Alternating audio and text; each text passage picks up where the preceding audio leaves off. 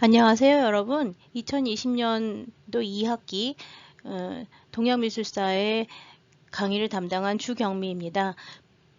코로나 사태로 인해서 이번 학기에 강의를 모두 다 비대면으로 진행하게 되었습니다. 그래서 매주 이렇게 녹음을 통해서 여러분들을 만나게 되었는데요. 아쉬운 점도 굉장히 많긴 하지만 또 한 학기 동안 열심히 공부를 해보도록 하겠습니다. 이번 학기에 제가 담당한 동양미술사라고 하는 수업은 원래 동양 전반에 대해서 하는 수업이긴 합니다만 온라인 강의의 특성상 여러 가지 문제로 인해서 이번 학기의 동양미술사는 첫 시간, 오늘 시간을 제외하고는 대부분 다 중국 미술사를 통해서 진행이 될 예정입니다. 이번 학기의 온라인 강의는 모두 이제 매 시간별로 한 과목 한 번에 한 주에 이제 3차 시까지 이제 녹음이 될 예정입니다. 그래서 지금 보시면 여기 1-1번이라고 되어 있잖아요. 그래서 오늘은 1-1번부터 1-3번까지 들으셔야지 첫 번째 수업이 이제 끝나게 됩니다. 이 온라인 수업을 처음 하는 학생들이 없기는 할 거라고 생각합니다만 제 수업 같은 경우에는 전부 이제 녹음을 통해서 이제 강의가 진행이 되고 있고요. 그 다음에 이제 녹음된 것을 듣고 그 다음에 이제 여러분들한테 여러 가지 이제 리딩 자료들을 자료실에서 이제 공개를 할 예정이니 그 리딩 자료를 이제 잘 읽어주시고 거기에 대해서 이제 또 답글과 소감 같은 것들을 온라인에서 열심히 올려주셔야지 됩니다. 오늘 수업은 이제 3차에 걸쳐서 나누어져 있다 그랬는데요. 첫 번째 1차 시 수업에서는 동양의 개념과 동양의 지리적 범위에 대해서 이제 알아보도록 할 예정이고요. 그 다음에 이제 2차 시에서는 예술과 미술의 개념에 대해서 알아볼 예정입니다. 그 다음에 이제 마지막으로 오늘 3차 시 수업에서는 고대 문명 중에서 중근동 지역의 미술에 대해서 잠깐 살펴보도록 하겠습니다. 아주 짧게 살펴볼 예정인데요. 여러분들께서 이제 학기 중에 제일 중요하게 생각해야 되는 것은 이제 시간 맞춰서 여러분들이 잘 들어주셔야 되고요. 그 다음에 이제 숙제도 열심히 해주셔야 되고요. 그 다음에 제일 중요한 거는 잘 모르는 게 있으면 열심히 게시판에다가 질문을 달아주시거나 이메일을 보내주세요. 그래서 제대로 이해를 하고 그 다음에 이제 그것들을 잘 서로 알고 이제 넘어가야 되는데요. 온라인 수업을 지난 학기에 해보니까 제일 아쉬운 점이 이제 학생들과 소통이 거의 안 되고 제가 일방적으로 이렇게 강의를 해서 올리는 것만 있어서 그게 좀 많이 아쉽다고 생각을 합니다. 그러니까 여러분들도 이제 그게 제일 답답할 거라고 생각하니까요. 게시판을 잘 인용을 해주시면 좋겠습니다. 또한 이제 이메일이라든지 카톡도 보내주시면 좋겠습니다. 그래서 여러 가지 방법으로 여러분들과 소통할 방법을 찾아보도록 할 예정이고요.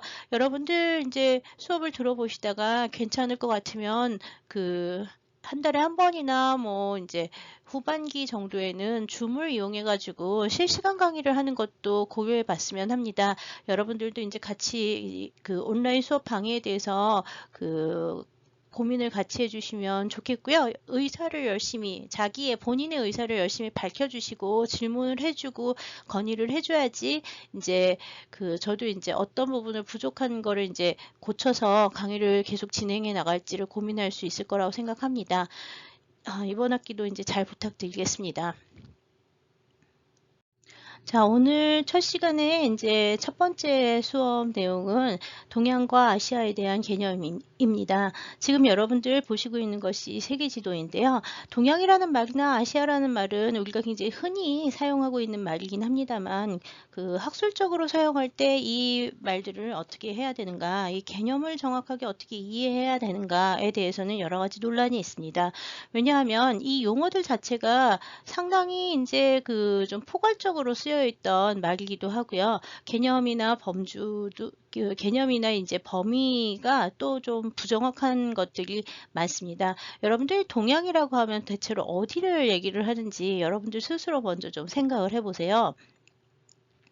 자, 동양이라는 단어를 잘 보시면 동쪽의 바다라는 뜻입니다. 동쪽의 바다. 굉장히 상대적인 말이죠. 만약에 여러분들이 영국에 살고 있으면 동쪽의 바다라고 하는 데는 여기가 될 것이고요. 우리나라에서 동쪽의 바다는 여기가 되는데 일본의 경우에는 동쪽의 바다가 이렇게 됩니다. 그 다음에 이제 미국의 경우에는 동쪽에 캘리포니아 같은 경우에는 동쪽에 바다가 없고 서쪽에만 바다가 있죠. 그 다음에 뉴욕 지역에서 보면은 동쪽의 바다가 이렇게 한없이 넓어서 대서양이 되는 거잖아요. 이 동쪽의 바다라고 하는 건 항상 상대적인 개념인데 그럼에도 불구하고 우리는 항상 동양이라는 말을 여기 어딘가가 동양일 거다. 특히 이제 중국을 중심으로 해서 중국, 한국, 일본이 동양이 아닐까라고 생각을 하는데요. 중국, 한국, 일본이 바다는 아니죠. 대륙인데 여기를 갖다 동양이라는 말로 씁니다. 이 동양이라는 말에 대한 영어가 무엇일까라고 생각을 한다면 영어. 동양이라는 말은 요즘 이제 여러분들 위키 같은 사전을 찾아보시면 동양 하고서는 영어로 바꾸시면 맨 처음에 뜨는 게 영어로는 The Eastern World 라고 하는 단어가 나와요. 그래서 이 양이라고 하는 게 바다라는 뜻이긴 하지만 번역을 할 때는 world, 세계라는 말로 번역이 되고 있고요. 사실 이 동양이라는 말은 동방세계 또는 동방이라는 말과 비슷한 뜻으로도 사용을 하고 있습니다. 원래 이 동양이라고 하는 말은 서양에서는 오리엔트라고 하는 말을 썼는데요. 오리엔트. 이 오리엔트라는 말을 쓰던 거에 대해서 이제 근대 일본인들이 동양으로 오리엔트를 동양으로 이제 번역을 하기 시작을 했습니다. 이 오리엔트라고 하는 말을 들으면 오리엔트가 동쪽이라는 말이죠. 이 오리엔트라고 얘기를 하면 한국에서는 사실 여기 중국을 뜻하는 거라고 생각하지 않는 경우가 많습니다. 왜냐하면 오리엔트라고 얘기를 하면 보통 오리엔트 문명을 생각하는 이 지역, 이 중군동 지역을 얘기를 한다고 보는 경향이 강하기 때문에 그렇죠. 실제로 이 오리엔트라는 말은 서양 사람들이 이 바라봤을 때 동쪽 터키 이쪽에 있는 이 동쪽 바다 건너에 있는 세상 오리엔트를 보고 말했던 말이고요. 근대기에 이 일본 사람들이 이 서양의 책들을 번역을 하면서 이 오리엔트라는 말을 동양으로 번역하면서 처음 사용하기 시작을 했습니다. 그러니까 이 동양이라는 말은 사실은 중군동 지역을 갖다가 서양 사람들이 얘기를 했던 건데 지금은 이 일대, 이 오른쪽에 있는 중군동 이 일대 전체 이 일대를 전부 다 동양이라는 말로 포괄적으로 얘기를 하죠. 그렇다고 해서 여러분들 이 동쪽에 있는 이 서양 사람들이 보기에 아프리카 동쪽에 있는 이 오세아니아라든지 지금 이 동남아시아 중에서 어디까지가 또 동양으로 들어가느냐? 동남아시아의 경우에는 이제 그 아시아의 범주에 들어간다고 얘기를 하지만 이 오스트레일리아를 호주 대륙이라든지 뉴질랜드라고 하는 데는 또 그 적도의 남쪽에 있기 때문에 완전히 다른 대륙으로 이제 보고 있죠. 오세아니아로 이제 많이 보고 있어서 이 동양하고는 또 별개의 개념으로 생각을 합니다. 실제로 이 지역은 완전히 또 다른 문화권을 갖고 있기도 하고요. 그래서 이 동양이라는 말을 처음에 쉽게는 서양 사람들이 동쪽을 바라봤을 때 중군동 지역을 얘기를 하다가 점점 더 그 개념이 확장이 되면서 이 전체 아시아 일대를 전부 다 동양이라는 말로 부르기 시작을 했는데요. 이 동양이라는 말이라고 하는 것이 처음 나오기 시작하는 거는 그 사실 중국의 경우에는 동양이라는 단어를 그렇게 많이 사용하고 있지는 않아요. 그렇지만 이제 그 근대기의 일본 사람들에 의해서 오리엔트라고 하는 말이 동방 또는 이렇게 동양이라고 번역이 되는 이 단어가 근대기의 한자 번역어로 등장을 하기 시작을 하면서 이 서양과 반대되는 개념으로 동양을 얘기를 하기 시작을 했습니다. 자, 동양, 오리엔트의 반대말은 서양이죠. 옥시덴트라는 말을 씁니다. 이 옥시덴트라고 하는 말은 당연히 이 지중해를 중심으로 해서 동쪽과 서쪽을 나눠서 이쪽 지역이 옥시덴트가 되는 이 유럽의 이 서쪽 지역, 이 유럽의 이제 남부 지역이 되겠죠. 유럽의 남부 지역을 중심으로 해서 옥시덴트라고 하는 말을 이제 쓰기 시작을 했는데 이 유럽 대륙 전체를 이제 보통 서양이라는 말로 이제 쓰기 시작을 했고요. 이 서양이라는 범주는 또 이 서양이라는 범주도 상당히 애매합니다. 옥시덴트라고 쓴다 그랬죠. 옥시덴트. 이 서양이라는 말은 여러분 생각하는 서양은 또 어디예요? 여러분들이 생각하는 서양은 보통 한국 사람들이 서양이다 그러면은 이렇게 인종적으로 그 백인들이 사는 이 유럽 지역, 그 다음에 이제 아메리카의 북아메리카 지역, 그 미국과 카나다 지역을 이제 보통 서양이라고 얘기를 하고요. 되게 이상한 게 같은 서쪽이긴 한데 여기 그 아프리카라든지 아니면 이 남미 대륙 같은 경우에도 서양이라고 얘기를 하면 남미가 과연 서양일까? 우리가 보기에는 그 남미는 어디 있어요? 미국이나 그 남미는 사실 동쪽 바다 건너에 있어요. 동쪽 바다 건너에 있는데 질적으로는. 그런데 이쪽을 포함을 해서 이상하게 유럽의 이 반대쪽으로 돌아가는 이렇게를 갖다가 서양이라고 보는 경향이 강하고 특히 백인들의 세상을 서양이라고 부르는 경향이 강합니다. 아프리카인을 서양인이라고 얘기를 하지 않는 경우가 많죠. 실제로 국적은 미국이라든지 유럽이라든지 프랑스라든지 뭐 이렇게 유럽의 국적을 갖고 있거나 미국의 국적을 가진 흑인들의 경우에는 서양인의 범주에 들어가느냐 하면은 사람들이 다들 잘 모르겠어 라고 하는 경우도 많이 있죠. 왜냐하면 이 동양이나 서양이라는 단어 자체가 사실은 근대기에 이 동서양의 제국주의적 치하에서 나온 이렇게 좀 상대어이기 때문에 그렇다고 보시면 됩니다. 그렇다면 이제 질적으로는 이제 이 동양과 서양에 해당하는 말을 쓸 때 이 질적으로 쓰는 말이 이제 아시아라는 말을 쓰는데 왜 그러냐면 지구상에서 제일 큰 대륙이 여기 이제 유라시아 대륙이잖아요. 지금 그린 것처럼 이 유라시아 대륙의 동쪽을 아시아라고 얘기를 하고요. 그 다음에 서쪽을 유럽이라고 얘기를 해서 유라시아라고 얘기를 하는 거죠. 유럽과 아시아를 합쳐서 유라시아 대륙이 되죠. 이 유라시아 대륙이라고 하는 여러분들 지리 수업 같은 걸 들었는지 잘 모르겠는데 지리를 얘기를 할 때는 여기 이제 우랄 산맥을 중심으로 해서 서쪽을 유럽이라고 부르고 그다음에 동쪽을 이제 아시아라고 부른다 해서 사실 유라시아 대륙의 3분의 2 이상이 아시아가 돼요. 그리고 이 아시아의 절반이 그 상당 부분은 여기 보면은 이 북반구에 들어가는 이 현재 러시아령이 되는데 이 넓은 시베리아 지역이 되죠. 동토의 땅이라고 하는 시베리아가 되죠. 그래서 지금 이 유럽과 아시아라고 하는 말을 쓰고 있는데 이거는 지리적 개념에서 쓰는 아시아, 이 우랄산맥 이쪽 동쪽에 들어가는 이 모든 지역들이 아시아라는 말을 쓰고 이게 사실 동양하고 같은 범위라고 생각하는 경우가 많은데요. 여기서 이제 또 하나의 문제는 이 러시아라고 하는 나라는 사실 유럽과 아시아에 모두 다 걸쳐 있으면서 이 나라 자체는 유럽에 들어간다고 얘기를 하고요. 그 다음에 이제 실제로는 아시아 대륙에 상당히 많은 부분을 이 러시아가 가지고 있죠. 이 러시아라고 하는 나라가 참 독특한 나라 중에 하나입니다. 그래서 이 유럽과 아시아라고 하는 개념, 지리적인 개념에서 나오는 것하고 동양과 서양이라고 하는 개념이 나오는 거는 그 지리적 개념으로 나오는 거나 아니면 이제 지금 그 상당히 이렇게 모호한 문화적 배경 또는 인종적 배경의 차이가 있는 것처럼 나눠지는 이것들은 전부 다 근대기에 형성이 된 거예요. 근대기에. 이 근대기에 형성된 유럽과 아시아의 개념이라고 하는 것들, 물론 이제 아시아라는 말은 훨씬 더 일찍부터 나옵니다. 아시아라는 말은 원래 아시리아어로 아수라고 하는 것이 동쪽이라는 뜻을 가르치는데요. 이 아시리아에서 보기에 더 동쪽을 말하는 지역이 됩니다. 아시리아가 중근동 지역에 있었던 나라죠. 이 아수라는 말에서 왔었다고 알려져 있어요. 여하튼 이 넓은 이 아시아라고 하는 전체가 다 동양 미술사의 범주에 들어간다 라고 얘기를 한다면 정말 너무너무 많고 광범위한 지역이 동양 미술사의 범주가 되겠죠.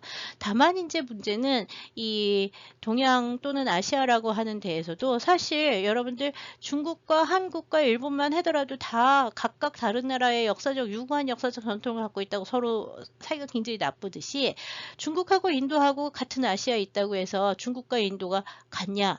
전혀 다르죠. 그 다음에 이제 이 사람들이 사실 한국 사람들의 경우에는 특히 아시아 안에 여기가 있다. 이 아라비아 반도라든지 아니면 이란이 있다라고 얘기를 하면 여기도 아시아일까? 라고 얘기를 해요. 이게 전혀 다른 나라라고 생각하는 경우가 많죠. 왜냐하면 이 지역 인도 그 다음에 이제 그 다음에 중근동 지역 이 일대 또는 중앙아시아라고 하는 이 일대는 중국 사람들이 보기에 서역이라고 생각을 해서 서역이라고 생각을 해서요. 아주 일찍부터 이 서역이라고 하는 인도를 포함해서 이 중국의 서쪽에 있었던 나라들을 전부 다 서역으로 이 일대를 전부 다 서역이라고 불러왔었거든요.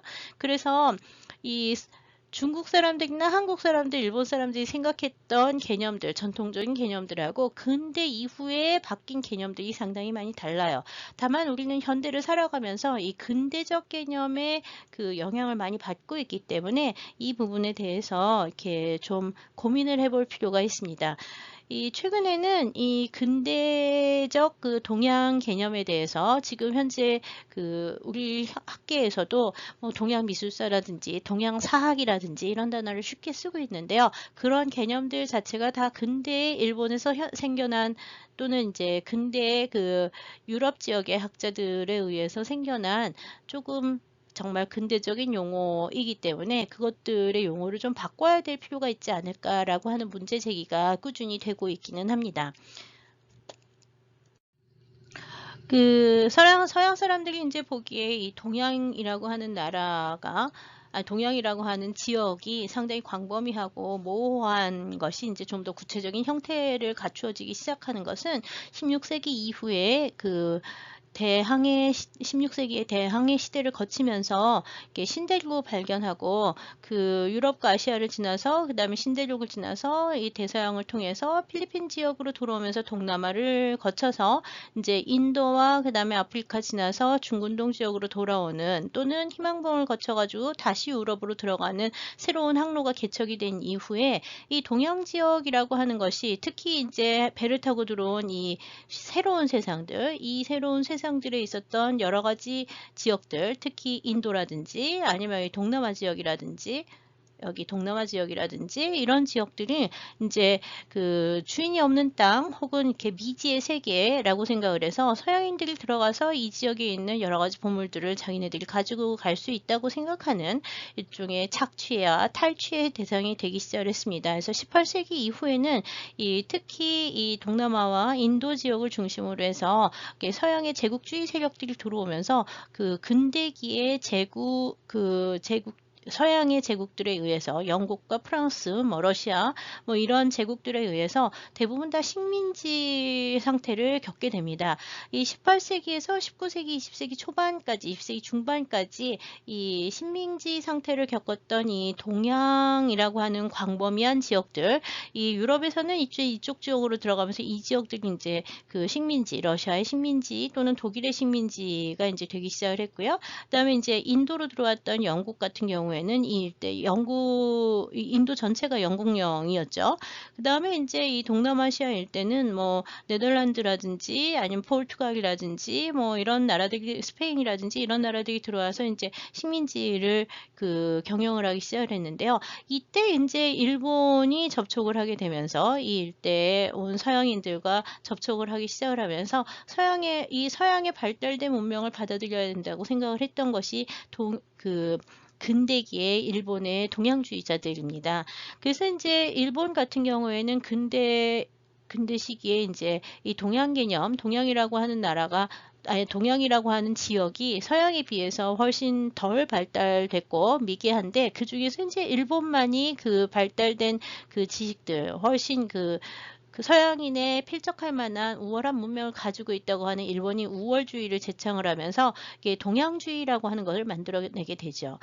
한편 또 서양에서는 이 동양이라고 하는 것에 대한 막연한 동양에 가면 이제 돈을 벌 수 있다든지 아니면 노예를 잡아올 수 있다든지 새로운 문물을 가지고 올 수 있다든지 하는 환상과 동경과 낭만의 대상이 되면서 이 오리엔트를 동경하는 막연한 개념들을 많이 갖고 있었는데요. 또 오리엔트풍의 이제 미술들을 발전을 시켜서 오리엔탈 아트 또는 가 같은 것들이 이제 발전을 하게 되는데, 여기서 말하는 오리엔탈 아트라고 하는 오리엔트의 미술이라고 하는 거는 이 중근동 지역을 대상으로 하는 것이 아니라 사실은 인도라든지 이게 뭐 중국이라든지 동남아 모두 다 혼재돼서 그것이 이제 오리엔탈 아트라고 하는 이름으로 이제 부르기 시작을 했고요. 이것들에 대해서 서양 사람들이 막연하게 오리엔트에 대한 동경을 갖고 있는 것들에 대해서 1978년에 에드워드 사이드라고 하는 학자는 그 서양이 말하는 오리엔탈리즘이라고 하는 것은 사실 굉장히 이렇게 지배자와 피지배자의 관계를 보여주는 그 식민과 그 지배의 관계를 가진 체제라, 이 오리엔탈리즘이라고 하는 막연한 동경에 어린 것들도 이 지배의 개념과 종속의 개념에서 어떻게 보면 이렇게 억압적인 내용을 가진 것이다라고 하면서 비판을 하기 시작을 해요. 그래서 이 동양주의라고 하는 것에 대해서 일본이 제시한 동양주의라든지 서양 쪽에 세계하는 오리엔탈리즘이라고 하는 것들이 대부분 다 근대기의 제국주의적 시각에서 만들어진 형성된 개념이기 때문에 그 동양이라는 말이라든지 아니면 이렇게 동양주의라고 하는 이렇게 동양을 뭉뚱그려 보고자 하는 것에 대해서 여러 가지 반론들이 많이 나오고 있어요. 특히 이제 우리나라에서도 그렇고 이제 일본에서도 그렇고 이 동양이라고 하는 개념에 대해서 이렇게 자꾸 이제 이걸 수정하거나 또는 이제 하나의 동양으로 아시아를 묶을 수 없다라는 얘기를 하기 시작을 했죠. 그래서 이제 최근에는 동양에 대해서 동양이라는 말을 쓰더라도 이제 아시아의 지역적인 구분에 따라서 몇 개의 그 아시아 문화권을 나누어 보는 경향이 강합니다. 우리나라가 속해 있는 중국, 한국, 일본의 경우에는 이스턴 아시아 또는 이스턴 아시아, 동아시아라는 말, 극동아시아 또는 동아시아라는 말을 써서 한중일이 이제 묶여 있는 경우가 많고요.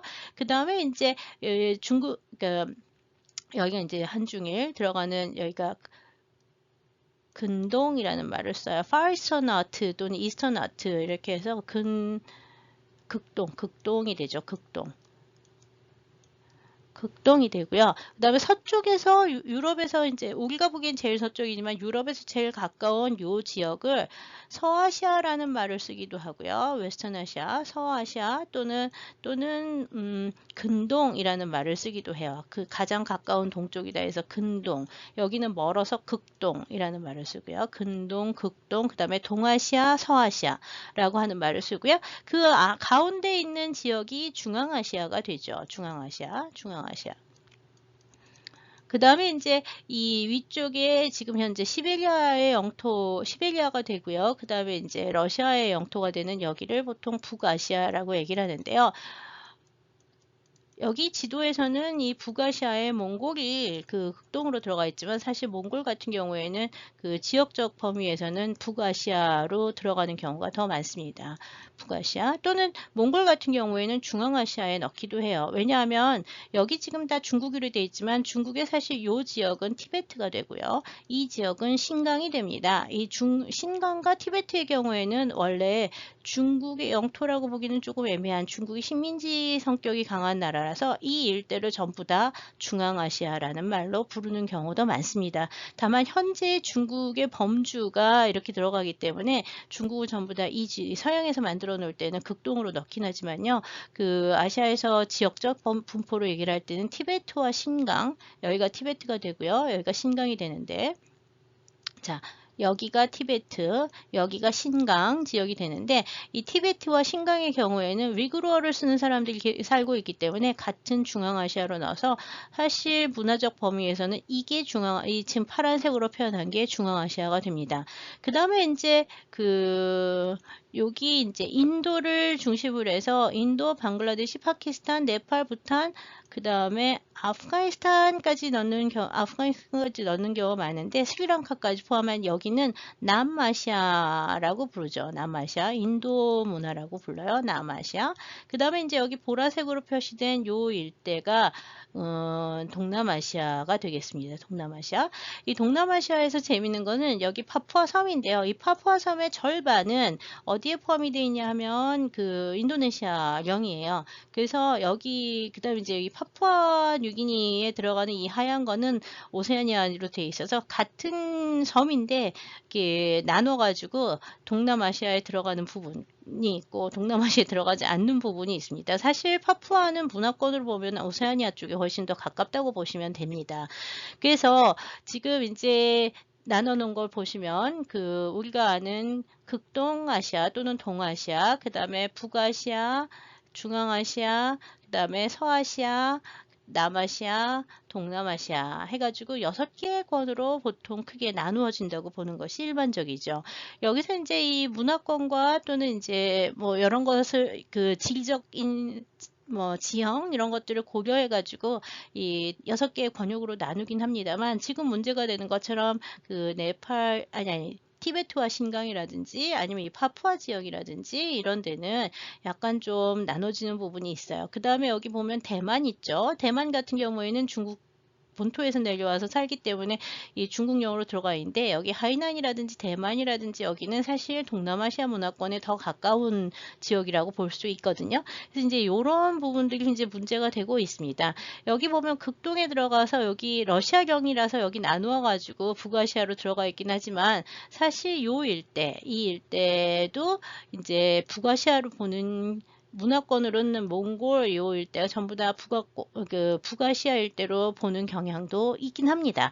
그래서 요런 게 이제 현재의 국가의 경계, 국경선하고 그 다음에 이제 문화권이 달라지는 부분들이 상당히 많은데요. 왜 그러냐 하면 현재의 국경은 역시 근대기에 만들어진 근대기라기보다 완전 현대 1900년대 이후에 만들어진 현대의 국경선이기 때문에 그 이전의 문화가 다른 경우에 대해서는 문화권을 나눌 때 여러 가지 논란이 있는 지역이 있다는 걸 기억하시면 되고요.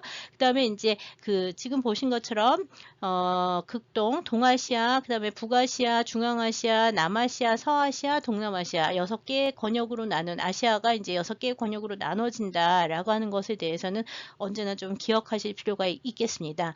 이번 학기 수업에서는 이 모든 아시아를 다 다룰 수가 없기 때문에 여기 극동아시아 중에서도 대체로 이제 중국을 하고요. 그 다음에 중국에 지금 문제가 되는 이 네팔과 티베트와 신강 일대까지를 이제 포함을 해서 얘기를 하기 때문에 중국을 중심으로 해서 중국 주변부 지역에 대해서 이번 학기에는 살펴볼 예정입니다. 그래서 이 지역을 중심으로 하니까 사실은 중국 미술사에 가까운 수업이 될 거라고 생각하시면 됩니다.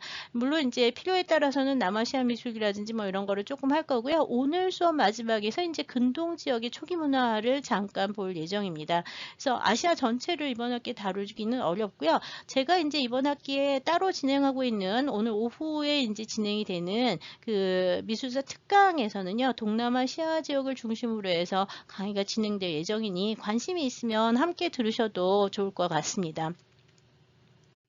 여러분들 자료실에 온라인 강의실에 자료실에 가시면 오늘 이제 3편의 글이 이제 올라가 있을 텐데요. 이거는 이번 동양 개념과 관련해서 이번 주에 동양 개념과 관련해서 읽어야 될 필독문헌 3편을 올려드릴 예정입니다.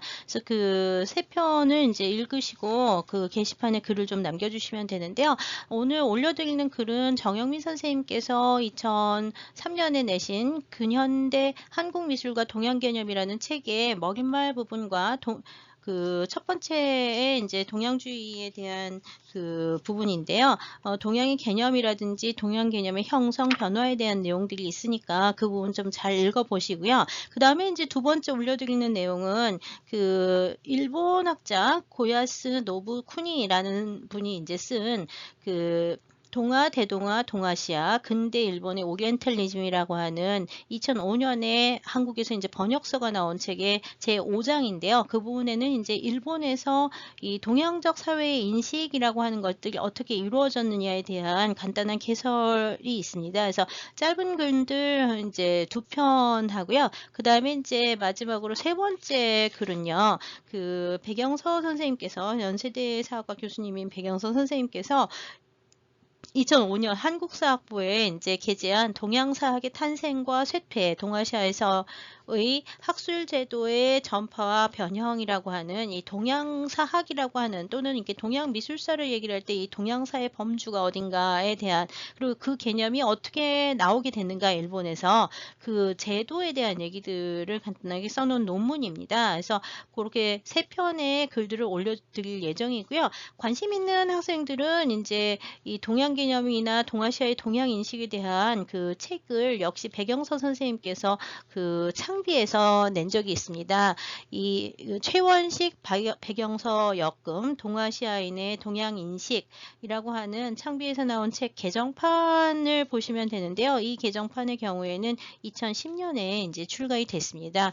이 창비에서 나온 책은 뭐 필독서라고 하기는 좀 어렵고요. 여러분이 관심 있으면 좀 읽어보실 만한 책이라고 생각이 돼서 나중에 소개를 해드리도록 하겠습니다. 역시 이제 서지사항은 그 게시판에 별도로 올려놓도록 하겠습니다. 이 동양이라고 하는 지금 여러분들 보시고 있는 게 서양 사람들이 또는 이제 현대 동양이라고 하는 범주에 들어가는 아시아의 현대 국가들을 국가별로 표시해 놓은 지도를 보고 계시는데요. 이 지도에 보시면 그 중국이라고 하는 나라가 이제 여기 들어가 있고요. 중국 여기 있고요. 그다음에 이제 한국의 경우에는 2개로 나누어져 있습니다. 우리나라에서는 지금 이제 뭐 한반도 전체가 한국으로, 대한민국으로 규정이 돼 있다고는 하지만 실제적으로 이제 그 남북한이 이제 별도로 유엔에 가입하고 별도의 외교 관계를 맺고 있기 때문에 이렇게 세계사 지도에서는 이렇게 2개가 별도로 나오는 경우가 많고요. 그 다음에 이제 여기 인도라든지 뭐 여러 개의 나라들이 있습니다. 여기 이제 붉은색으로 표시된 거는 러시아에서 이제 러시아의 아시아 부분이라고 생각을 하시면 되죠.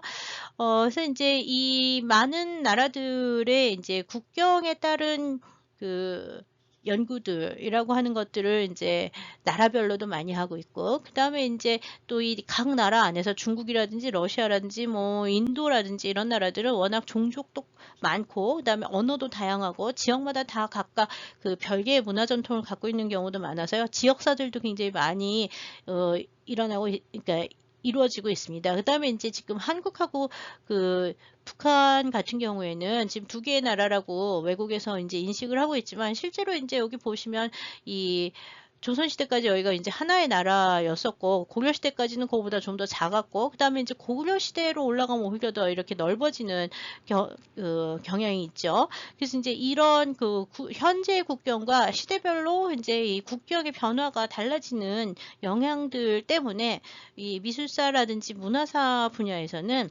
그 현재의 국경대로 연구를 하지 못하는 경우가 상당히 많습니다. 현재의 국경, 특히 이제 국경 인근 지역의 경우에는 더 논란이 이제 많게 되죠. 인도 같은 경우에도 지금 이렇게 인도가 이렇게 생겼지만 원래는 파키스탄 일대라든지 그 미얀마 북부 일대, 방글라데시 있는 이 일대 전부 다 인도라고 하기도 했었어요. 근데 이제 지금 종교적인 문제로 파키스탄과 그다음에 방글라데시가 갈라져 나왔고 그다음에 이제 인도 안에서도 이 뭐 카시미르 지역이라든지 현재 이제 네팔이라든지 부탄이라든지 이런 나라는 독립국으로 돼 있는데 여기 원래 시킴이라든지 뭐 이런 별도의 나라들이 몇 개 더 있었다 그래요. 그래서 실제로 인도 같은 경우에도 이렇게 전체 현재 국경하고 옛날 국경이 같다고 볼 수는 없습니다.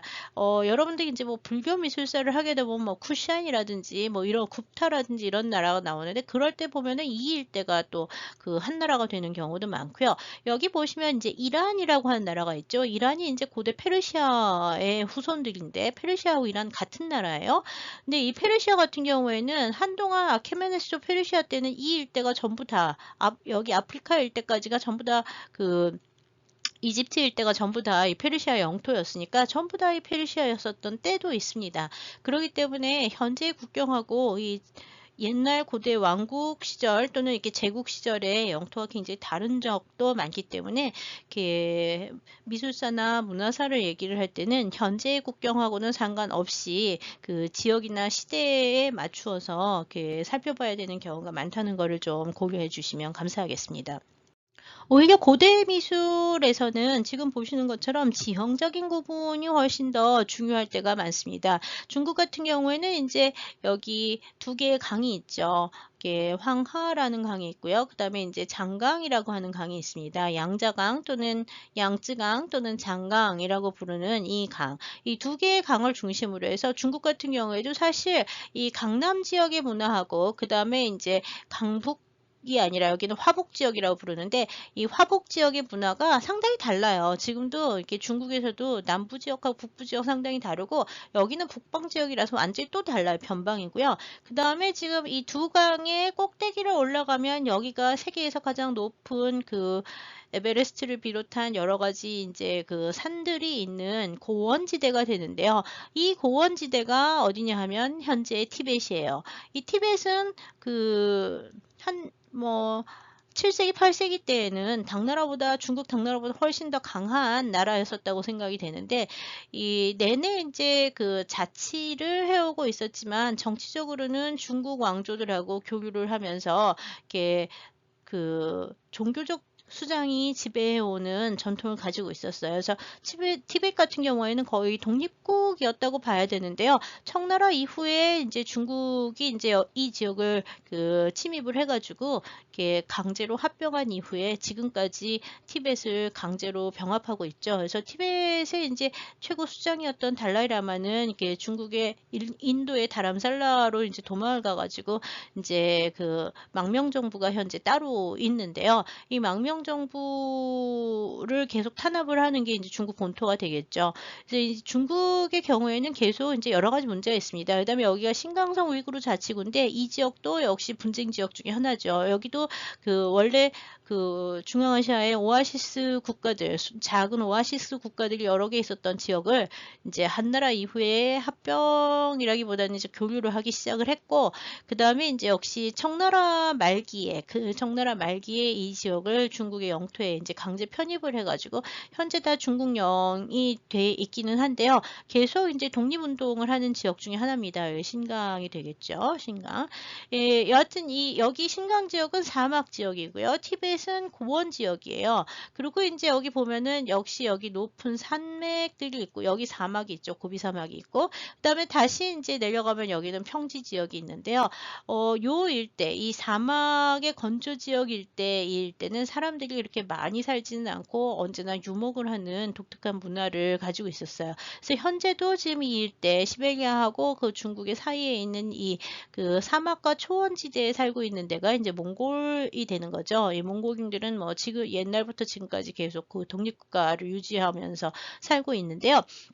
그거에 비해서 이제 이 동남아시아 지역의 경우에는 이 지금 보고 있는 게 다 산이에요. 그래서 산이 아주 높아가지고 곳곳에 이제 그 강이 물론 몇 개가 흐릅니다. 뭐 제일 긴 게 이제 메콩강이 흘러가고요. 메콩강도 역시 티벳에서 발원을 하고 있고, 그 다음에 이제 여기 그 황하라든지 아니면 양자강, 그 다음에 여기 방글라데시로 내는 브라흐마푸트라강, 겐지스강 전부 다 티베트에서 발원을 합니다. 그래서 이 티베트는 사실 아시아의 모든 그 사람들의 그 젖줄 이라고 하는 물이 흘러나오는 물의 근원이 되는 곳을 갖고 있는 곳이라서 아시아 문화사에서는 제일 중요한 데 중에 하나인데 여기 티베트를 비롯한 이 고원지대는 워낙 고지대라서 이 올라가면 다 고산층이 있어요. 그래서 이 고지대에서 내려오는 물들을 중심으로 해서 문명이 발달하는 거는 강의 하류 지역들에서 또는 강의 중류 하류 지역에서 이제 문화가 이제 발달을 하게 되고요. 이 지역에서는 옛날부터 내려오는 전통대로 살아가는 그 문화적 전통을 지켜오면서 살아가는 모습들이 굉장히 많이 보이고 있습니다. 중근동 지역은 어떤가? 여기는 여러분들 다 아는 티그리스와 유프라테스 강이 있고 이 일대에서 문화가 처음 나와서 세계 4대 문명의 발상지이긴 하지만 현재 이 지역은 대부분 다 건조 지역이 돼버렸죠. 거의 다 건조 지역이 돼서 이 지역에서는 뭐 전통적인 뭐 이슬람들이 많이 살면서 유목을 많이 하는 문화가 아직도 많이 남아있긴 한데요.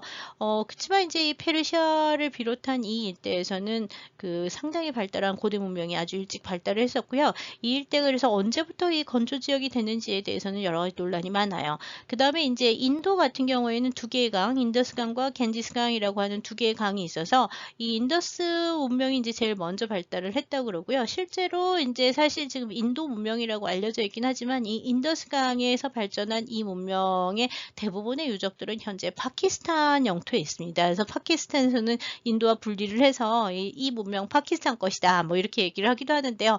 현재 국경과 이렇게 인도 아대륙이라는 범위에서 봤을 때 에는 그렇게 파키스탄과 인도를 현재는 완전히 나누어져요. 특히 이제 종교적인 문제가 크기 때문에 많이 나누어지긴 하지만 옛날 고대 문명 시기에는 이 일대가 좀 다른 문화를 가지고 있었다는 거죠. 그래서 이 강과 산이라고 하는 자연 경계들이 그 국경선 내지는 이렇게 문화적 경계선이 되는 경우가 굉장히 많았고요. 여기 지금 보면 페르시아에서 인도로 넘어올 때도 이 인더스강까지 유럽 사람들이 알렉산더의 그 침공 때 보면은 이 인더스강까지 오는데 인더스강에서 이걸 넘지 못하고 여기서 되돌아가게 되잖아요. 그래서 이 강이라든지 산이라든지 하는 그러니까 그 수계와 그다음에 산계라고 하는 자연 지형이 그 고대에는 훨씬 더 중요한 경계가 되었었다는 것을 좀 기억해 주실 필요가 있습니다. 자, 오늘의 마지막 그 동양의 설명 중에서 중요한 것은 종교 부분이라고 보시면 됩니다. 여기 보시면 그 종교를 몇 개를 해놨냐면 그 먼저 빨간색으로 표시되어 있는 불교가 있고요. 그 다음에 이제 여기 힌두교, 인도 사람들이 믿고 있는 힌두교가 있고요. 그 다음에 이제 불교, 그 다음에 이제 여기 그 기독교 이제 필리핀은 현재 그 기독교 중에서도 여기는 이제 그 구교, 카톨릭이 이제 많은 지역이에요. 그 다음에 이제 여기 붉은색 동방정교회라고 하는 기독교가 있고요. 그 다음에 이제 이슬람, 초록색으로 표시된 데가 이제 이슬람인데 중근동 지역 대부분과 동남아시아 지역 대부분은 다 그 이슬람으로 변형이 돼 있고요. 인도 같은 경우에는 이슬람과 그 힌두교가 이제 대충 섞여 있다고 보시면 됩니다. 그래서 이제 불교, 힌두교 이 종교적 대립이 굉장히 격화된 지역이 인도 파키스탄 지역이죠. 그 다음에 이제 여기 요즘 이제 문제가 되는 게 이 방글라데시를 중심으로 해서 인도 북부 지역에 이 인도 동부 지역이죠. 이 일대에 이제 이슬람이 굉장히 많은데 여기가 이제 미얀마가 되는데 미얀마와 이슬람의 경계에서 여기서 이제 또 그 인종이 아니라 종교 문제가 굉장히 많이 나타나는 지역이 되고 있어요. 오히려 이 동남아시아 지역은 이슬람이 되게 많잖아요. 근데 이 지역은 이렇게 종교 분쟁이 그다지 그렇게 많은 편은 아니라고 보시면 될 것 같아요. 그 다음에 이제 중국 같은 경우 현재 불교라고 얘기를 했는데 사실은 이 지도는 여기에선 불교라면 중국 같은 경우 현재 공산국가이기 때문에 불교나 뭐 이런 것들이 다 없다고 보면 되고요. 중국 자체에서는 유교가 자기네 종교다라고 얘기를 하기도 해요. 그래서 유교, 도교, 그 다음에 불교가 막 다 섞여 있다고 보시면 되고요. 한국도 지금 여기 보면은 불교로 표시를 해놓은 옛날 지도 내지는 이렇게 서양 사람들이 생각하는 지도인데 이 한국 같은 경우에도 사실 요즘 보면은 이 기독교가 상당히 많습니다. 이게 한국의 지식층들 중에 이제 그 기독교가 많은 것은 역시 근대기의 영향이라고 보면 돼요. 그 다음에 이제 일본도 역시 불교를 해냈지만 일본은 신도라고 해가지고 자기네 이제 전통 종교가 아직도 강한 나라 중에 하나죠. 그래서 공산주의 국가인 그 중국의 경우라든지 한국, 중국, 일본은 조금 더 불교 문화권에 있기는 하지만 불교도들이 많다고 보기는 좀 어려운 지역이라고 볼 수 있고요. 오히려 기독교가 훨씬 더 많아지고 있고 한국 같은 경우에는요. 중국 같은 경우에는 이렇게 무신론자들이 훨씬 더 많다고 보시는 게 나을 것 같습니다. 그래서 지금 오른쪽에 보시고 있는 거는요. 역시 그 색깔을 다르게 해서 좀 강한 지역과 덜 강한 지역을 나눠놨는데 불교 같은 경우에도 이 동남아시아 국가들 특히 이제 미얀마라든지 뭐 여기 이 지역은 불교가 굉장히 강해요. 특히 미얀마는 전체가 여기 표시가 안 돼 있긴 하지만 미얀마는 전체가 다 불교 국가라고 보면 돼요. 거의 국가 종교에 가까운 게 그 태국하고 미얀마 두 나라가 이제 거의 그 불교 국가에 가깝다고 보시면 되고요. 그 다음에 이제 라오스도 역시 라오스하고 캄보디아도 역시 불교 국가예요. 그냥 자기네 불교 국가라고 얘기를 하니까 그리고 이제 일본 같은 경우에는 일반인들이 그 불교 신앙을 많이 갖고 있다고 하지만 일본의 불교는 좀 다른 나라 그 불교들하고는 조금 다른 특성을 많이 갖고 있고요. 그 다음에 이제 여기 보면 몽골 사람들은 그 원나라 이후로 이제 그 불교도가 많아지기 시작을 해서 명청대의 불교를 굉장히 많이 믿었다 그래요. 그래서 불교를 많이 갖고 있지만 몽골 불교는 이 티베트 불교하고 상당히 성격이 같고요. 그 다음에 좀 더 몽골적인 특징을 많이 보여주는 것도 있어서 사실 문화 이게 같은 불교권이라 해도 문화 좀 다르고요. 그 다음에 이제 이 힌두교라고 하는 건 정말 문제가 되는데 이 힌두교는 종교라고는 얘기를 하는데요. 힌두교는 힌두인으로 태어나지 않으면 종교로 이게 개종이 불가능한 종교예요. 그 전 세계에 개종이 불가능한 두 개의 종교가 있는데 하나는 그 유대교고요. 하나는 힌두교예요. 유대교하고 힌두교의 경우에는 태생이 중요해요. 그러니까 부모 중에 한 명이 힌두나 또는 유대인이어야지. 그러니까 혈족에 의해서만 종교가 인정을 받아요. 물론 결혼을 통해서 종교를 갖는다고 인정을 받을 수 있긴 하지만 기본적으로 태생이 굉장히 중요해서 그 혈통에 따라서 힌두냐, 비힌두냐가 나눠지는 것이 힌두교라고 보시면 돼요. 그래서 이 혈족에 의해서 나누어진 독특한 종교를 가진 이 힌두교라고 하는 거는 사실 이제 힌두의 사상 또는 인도의 전통 사상이라는 말이 더 어울릴 수 있고요. 그거에 비견될 수 있는 게 이제 중국의 도교 같은 것도 역시 이제 그 좀 중국적 전통을 가진 사상에 가깝다고 볼 수 있죠. 유교는 이제 공자의 가르침을 따라서 만들어진 종교라서 종교라고 보기도 하지만 이 유교하고 도교의 경우에는 이것이 과연 이제 그 거대 종교라고 볼 수 있는가 아니면 그냥 사상으로 봐야 되느냐 종교로 볼 것이냐 사상으로 볼 것이냐 약간 좀 차이가 있는 문제가 있거든요. 여하튼 이 사상적 배경이 문화사에 굉장히 많은 영향을 미친다는 건 확실하기 때문에 지금 간단하게 그 종교 분포 지도 같은 것들을 보여드렸는데요. 이번 학기 우리 수업은 거의 대부분 다 중국을 중심으로 할 거기 때문에요. 시대마다 달라지는 사상적 변화하고 관련되는 얘기들이 많이 나오기는 할 겁니다. 오늘 첫 번째 1회차 강의는 이것으로 마치도록 하겠습니다. 이어서 2회차 진행하도록 하겠습니다. 열심히 잘 들어주시기 바라요. 감사합니다.